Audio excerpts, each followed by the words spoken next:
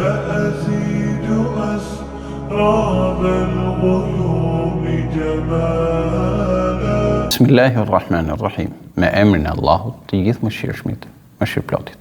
Falënderimet i takojnë vetëm Allahut, paqja dhe bekimet e Zotit qofshin mbi vullën e profetëve Muhammedin sallallahu alaihi wasallam, mbi familjen e tij të nderuar, shokët e tij besnikë dhe të gjithë ata që ndjekin rrugën e tyre deri në ditën e gjykimit.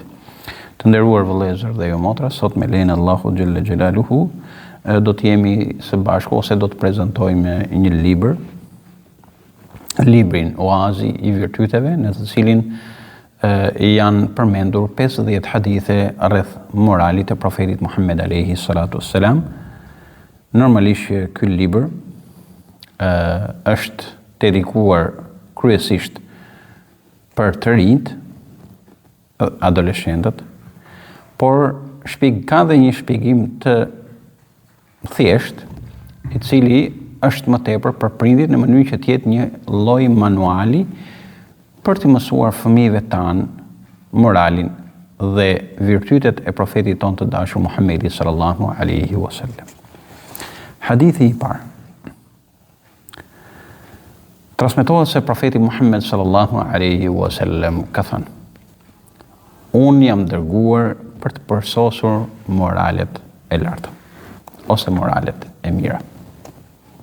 Profeti Muhammed sallallahu alaihi wasallam u dërgua në kohë kur njerëzimi kishte humbur një pjesë të mirë të moraleve të larta, apo ishte zhveshur nga moralet e mira dhe kishte harruar një pjesë të mirë të porosive të profetëve të tyre, të cilët kishin të bënin me moralin dhe virtytet.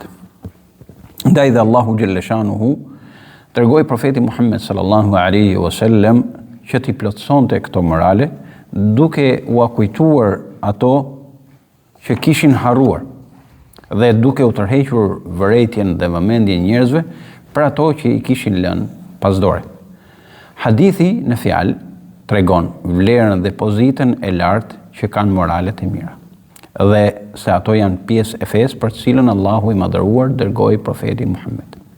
Pra, edhe qenia jonë me moral dhe me virtyte është një formë e adhurimit Allahu subhanahu wa ta'ala.